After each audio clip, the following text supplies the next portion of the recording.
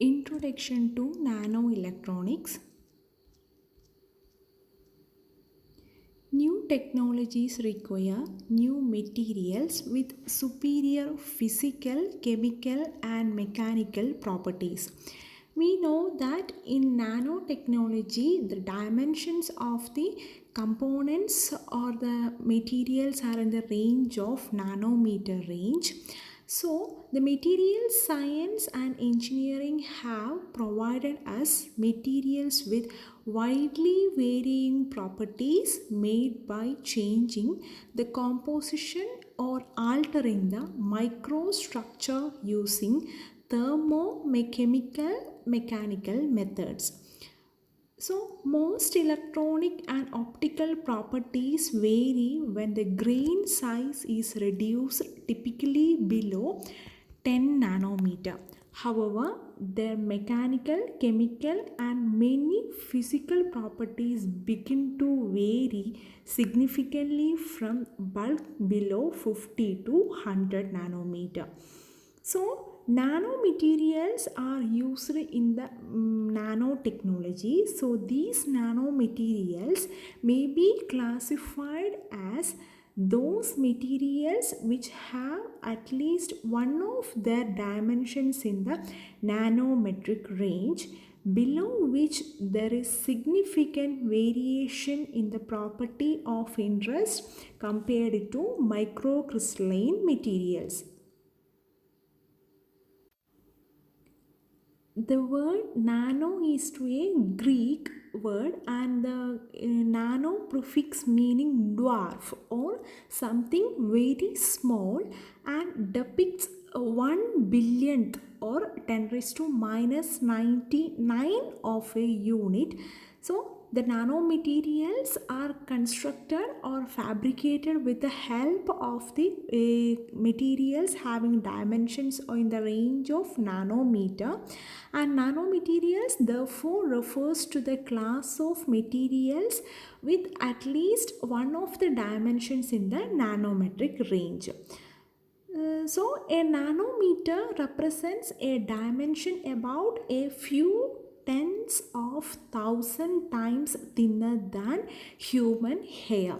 So, this can be represented with the help of this figure, and in this case, we can say that the height of a human being can be represented as in the range of meter, or we can say that normally the height of a human can be represented 1 to 2 meter, or 1.5 average value can be represented as the 1.5 meter.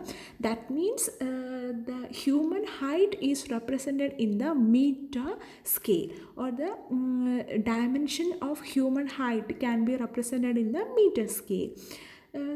But in the case of a football, while considering a football, we can say that the diameter of the football is represented in the range of a centimeter scale. Normally, we can say that 22 centimeters. So, this represent the dimension is decreased in this case. That means it is represented as a 22 centimeter.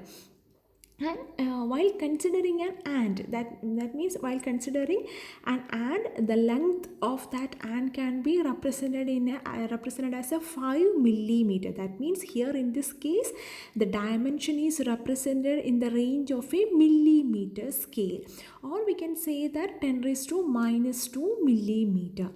And while considering the resolution of an human eye, or we can say that the MEMS means micro mechanical treated elements.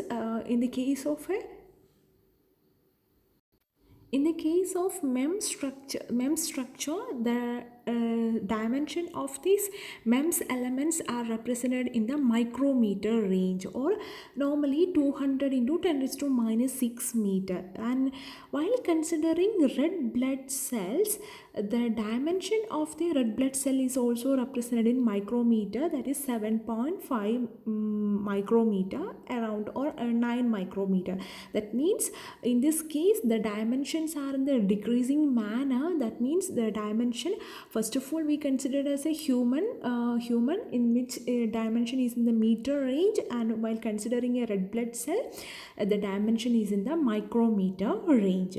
So if finally, if we are considering a DNA, in that case we can see that dimension of a DNA can be represented in a nanometer scale, around 2.6 nanometer, or 2.6 into 10 raised to minus 9. So here in this case, these DNAs cannot be identified. DNAs and the RBC cannot be identified with the help of a human eye. We require a microscope to enlarge these kind of elements. That means in this case, the materials in the dimension nanometer range dimensions are used in the nanotechnology. So we can say that a nanometer represents a dimension about a few tens of thousand times thinner than human hair. Here first we represented different objects in the macro scale, and finally we represented DNA in the nanoscale manner. So in the case of polycrystalline materials, the grain size is typically of the order of 1 to 100 microns, or 1 micron can be represented as 10 raised to minus 6 meter. Nanocrystalline materials have a grain size of order of 1 to 100 nanometer, and are therefore 100 to 1000 times smaller than conventional grain dimensions. Compared to the size of an atom, nanocrystalline grains are still significantly big. So, nanomaterials may be classified as those materials which have at least one of their dimensions in the nanometric range, below which there is significant variation in the property of interest compared to microcrystalline materials. Impacts of nanotechnology. Smaller size imply operations at higher frequencies and higher functionality, and have lower fabrication and lower power for a given performance. Memory capacity and transmission data speeds will increases in the case of nanotechnology.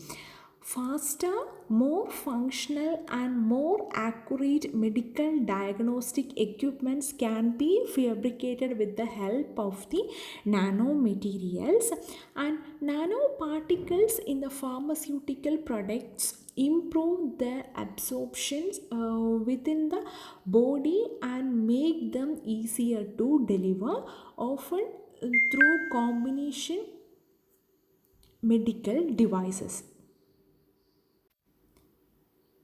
Improved vehicle fuel efficiency and corrosion resistance by building vehicle parts from nano composite materials that are lighter, stronger, and more chemically resistant than metal. Nanoparticles or nanofibers in fabrics can enhance stain resistance, water resistance, and flame resistance without a significant increase in weight, thickness, or stiffness of the fabrics. Therefore, in fabric industry also we can use the nanoparticles. That means nanotechnology have an application in this fabric industry. Trends in nanoelectronics and optoelectronics. And first of all, we can check the limitation of microelectronics. It seems reasonable that the rate of scaling down predicted by Moore's law will have to slow down. So the electronics have technological limits. Therefore, these technological limits are related to several factors: amount of heat generated by the power consumed, and which cannot be eliminated due to thermal conductivity limits of the material and the increasing number of overlayers. As the size of the region to be doped is increased to about zero point 0.1 micrometer cube, the number of doping atoms becomes so low, about 10, that the parameters spread in fabrication cannot be controlled appropriately. Next, we can the next limit present in the microelectronic is the physical limits. These physical limits, although at present integrated devices are still far from these limits, and we think it is important to revise them. Therefore, these physical limits can be, first of all, we can represent the first physical limit present in the microelectronics is the thermal limit. The energy necessary to write a bit should be several times kT, where kT is the average energy of the thermal fluctuations, where K is the Boltzmann constant and T is the temperature. In CMOS, the lowest values contemplated to write a bit should not be smaller than about 2 electron volt. That means around the range of 100 kT at room temperature. And that means this thermal limit is present in the microelectronic. Next is the relativistic limit. Signals cannot propagate faster than the speed of light. Therefore, assuming that the nucleus of a microprocessor has a size of a few centimeter, and it takes 10 raised to minus 10 seconds for the signal to propagate, which corresponds to a frequency of about 10 gigahertz. And next, uncertainty principle. According to Heisenberg uncertainty principle, the energy and time needed to write or read a bit should be related by delta E into delta T greater than or equal to H. To be safe, we ask the product delta E into delta T to be 100H, since in circuits delta E could be as low as 10 raised to minus 19 joule. So we can say that the frequency increases in this case.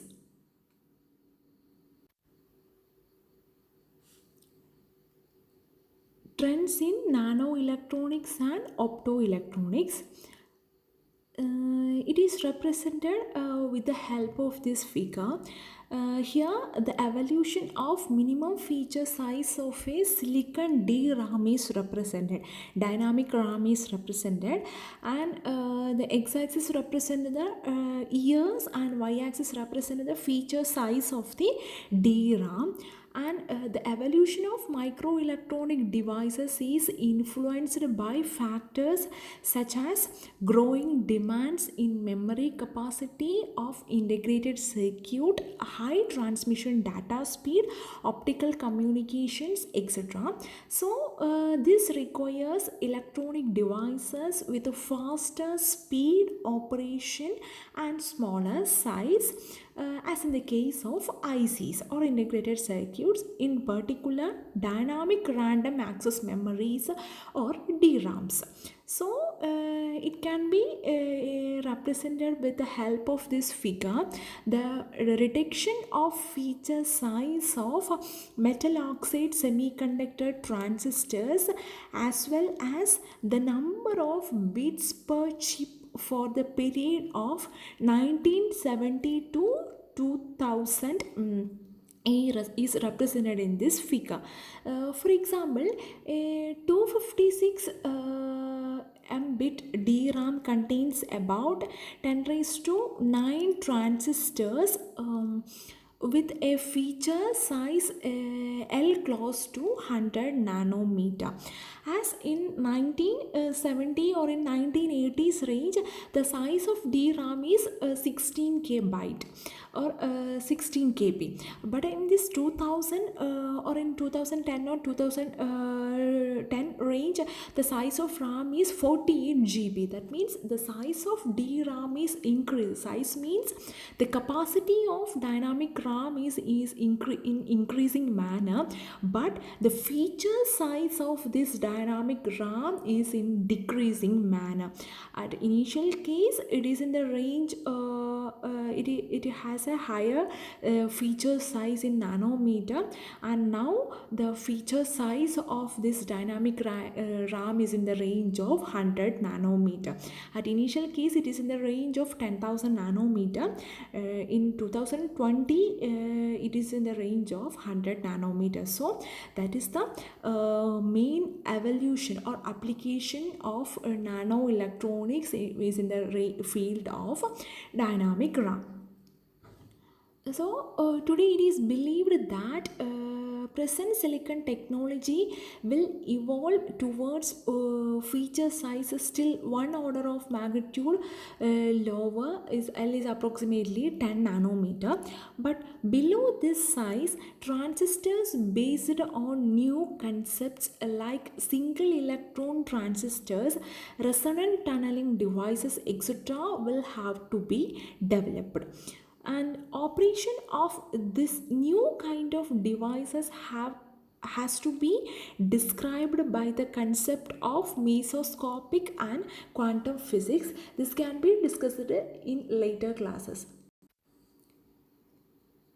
In the near future, due to the growing demand of calculus from industries like communications, information, military, space, medical field, microelectronics will be replaced by nanoelectronics, since the feature size of electronic devices will be reduced to about 10 nanometer.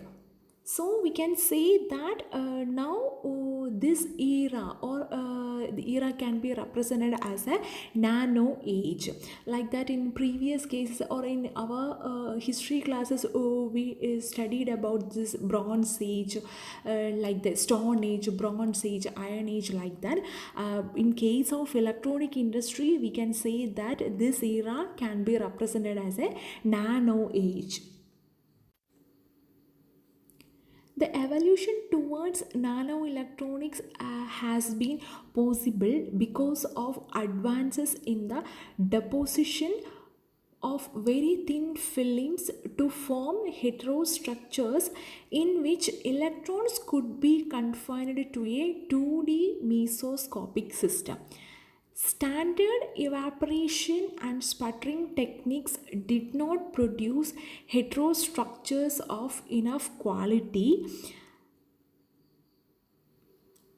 However, during the 1980s, both molecular beam epitaxy and metal organic chemical vapor deposition or MOCVD become available, and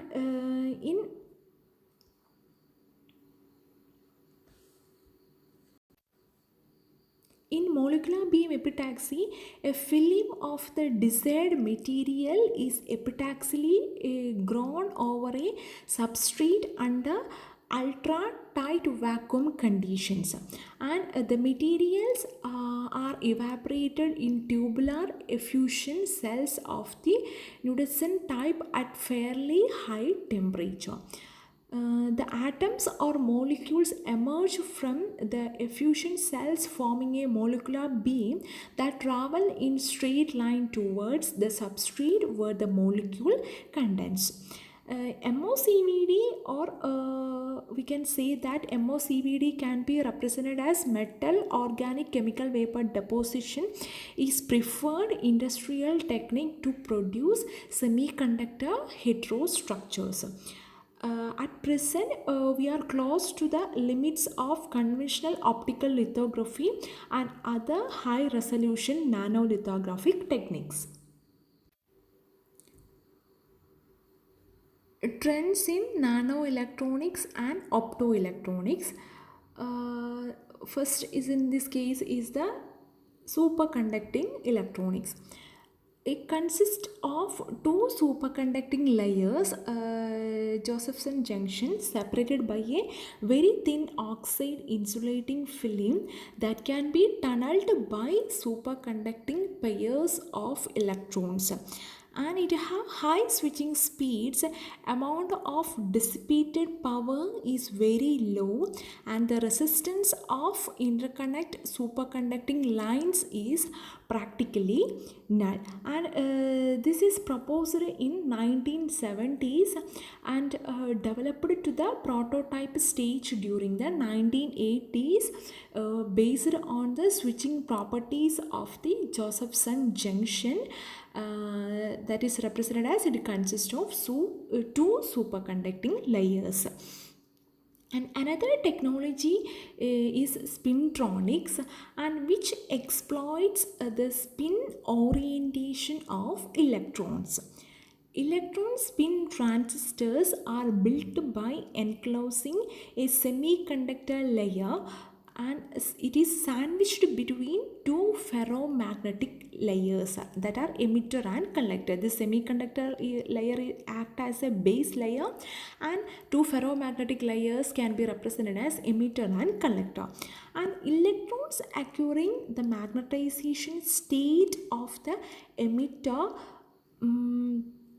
can only travel to the collector across the base of the spins are aligned with the magnetization of the collector. These developments can be considered as running parallel to the efforts in magnetoelectronic to develop EMRA memories based both in the magnetoresistance effect and the magnetic tunnel junctions, and it is developed in 1995. So electron spin transistors have a big potential if successfully integrated with the CMOS circuits. And next is the molecular electronics, and it is based on different states or configurations that molecules can take, trans or cis, that means transistors, as well as a parallel or anti-parallel alignment of the spin of unpaired electrons. The change between states must be fast, and it consumes little energy, and it should be addressed by some external signal and should be readable by a probe. And if this technology is able to be put to work, we can say that it have ultimate step in minimization, since molecules are much smaller than present feature size in integrated circuits. And next technology is the bioelectronics, and in this bioelectronics, in trying to copy nature, we are not concerned with the size of building blocks, since for instance a neuron is very large for nanotechnology standards. That means we represented in the first figure that in that case, dimension of a blood cell, RBC, is represented in micrometer range, but in nanotechnology the dimensions are in 100 nanometer. So here in bioelectronics, nanoelectronics would like to imitate of biological neurons is the capability in parallel processing as well as the 3D architecture and the topology of interconnects. This results from the large number of computations needed, for instance in pattern recognition of the visual systems of humans and animals, which has to be performed simultaneously at different sites. The neural networks try to simulate the integration of computing and memory functions, which in CMOS microprocessors are performed separately. And next is the optoelectronic technology or optoelectronics. And in optoelectronic devices, it is based mainly group 3 and group 5 direct gap semiconductors. And in this case, it have in group 3 and 5 semiconductors more frequently used are based on aluminum gallium arsenide or gallium arsenide or indium phosphate, like that. And that means heterojunctions can be fabricated by using these group 3 and 5 semiconductor elements. And a gallium nitride blue laser for short wavelength applications were developed about 10 years ago. And therefore the quantum well semiconductor lasers with very low threshold current and photo detectors are replacing the conventional ones that is used for optical communication. The quantum well lasers which operates at operates in a lower threshold current, and it is based on strained layer quantum heterostructures, and it is widely used in optical fiber communications. In optoelectronic integrated circuits or OEIECs, the laser diodes are manufactured in chips by a standard integrated circuit technology and coupled to transistors and optical interconnector connects constituting the optoelectronic integrated circuit. In this case, the trend in optoelectronic devices is to achieve a high level of integration, which implies smaller sizes but still in the micron range. Here again there is a lot of research in efficient integration architecture. So these kind of optoelectronic integrated circuit OEICs are mainly used in optical communication. These optoelectronics can be operated along with this nanotechnology.